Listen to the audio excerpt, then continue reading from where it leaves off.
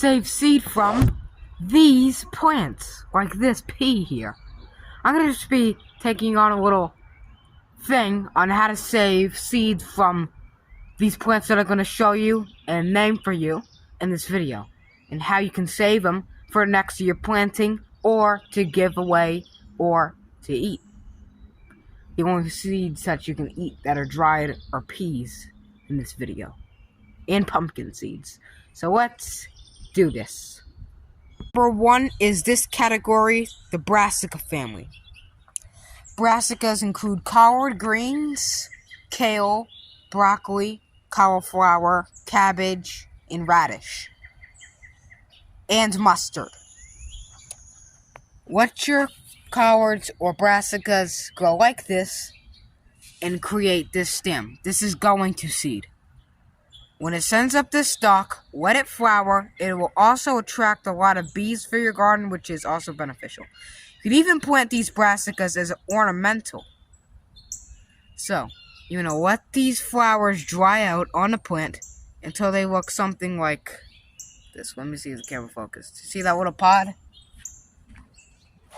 For example, this cabbage over here is doing the same thing. You can even see bees pollinating at the moment. There's little pods on this plant that contain seeds. So let those seeds get large so you can save for planting. For an example, this mustard in my greenhouse has seed pods like this. You want to let them dry out to the plant until they turn this color. That means you can save the seeds for planting and for next year planting or giving away to friends for planting. Number 2 is corn. If you have your corn plants, let them produce about 2 corn plants.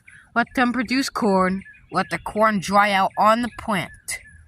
When it dries out on a plant on its own, when the plant dies, or in the fall or summer, you can harvest the corn off the plant when it's dried. Shell the corn, save it, put it into paper envelopes, which is very important. If they're not paper envelopes, mold can get into it and it could rot the seeds. So make sure it's dried and stored completely in a cool place so you can plant them next year. Number 3 is tomatoes. If you have tomatoes that are red, for an example, these could be tomatillos in your situation. So let the tomatillos or tomatoes on your plant get red and turn brown. When they're brown and kind of rotting looking, then you can harvest them. Or you can harvest them red as well. If you harvest the seeds in their green, then they won't germinate. It may be a little bit different for tomatillos. So cut the tomatoes in half, scoop the seeds out, dry them for about 3 days on a piece of cardboard. I suggest a pizza box, and scrape them off with a butter knife. Then put them into a cool place in a paper envelope, because it's very, very important that they stay in cool places so they don't start molding. Number 4 is lettuce. It's the same exact way as brassicas. Even though lettuce is not in the brassica family, it's pretty much the same exact procedure. Let the lettuce bolt or go to seed. When it sends up stalks, they'll look a little bit like this, but with different flowers. You want to go ahead, save those stalks. It kind of looks like tiny little dandelions. Then leave the flowers dry out, save the seeds, and save it into a paper envelope in a cool space. All these seeds that I'm going to mention have to be in a paper envelope in a cool space. Number 5 is onions. Let your onions go to seed by sending up stalks that are this thick at the base and that have flowers like this that kind of look remotely like garlic scapes. Let the plant flower, let the flower seeds turn black noticeable, then shake the seed heads out into a tray. Let them dry for about another couple days indoors in a cool space. Put them in an envelope.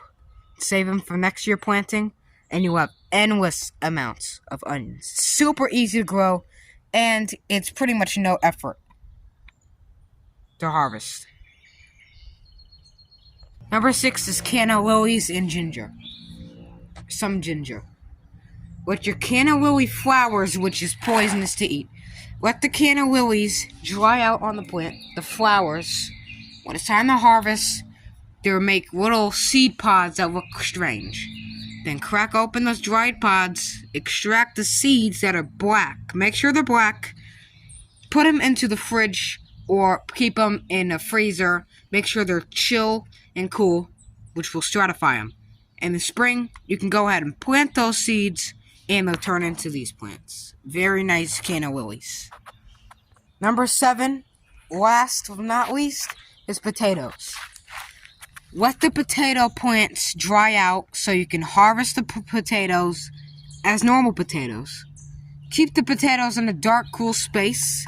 And when it's time to plant, make sure the potatoes are chittered, which means chitting, chitting. Not that other word that sounds like it. Chittered means it'll grow these little shoots off the potato, which you can plant. Make sure it's not in full direct sunlight or soil washed away on the base of the plant. If you're eating the potatoes, because if the potatoes are turned a little bit green, that's solanine poisoning. It could send you to the hospital. So make sure you don't do that. Almost forgot. To harvest peas, make sure your pea plants produce pods that are really nice and plump. And make sure those pods are dried out. Once they're dried out, make sure they're really brown or yellow. Then you can shake them up, and if the pods are dry, that means it's time to save the seeds. As always, I hope you enjoyed this video. If you did, please subscribe, hit the like button, and share. I hope you enjoyed, and I hope you learned a couple things from this video. Thank you for watching, and as always, harvest the seed for next year's planting.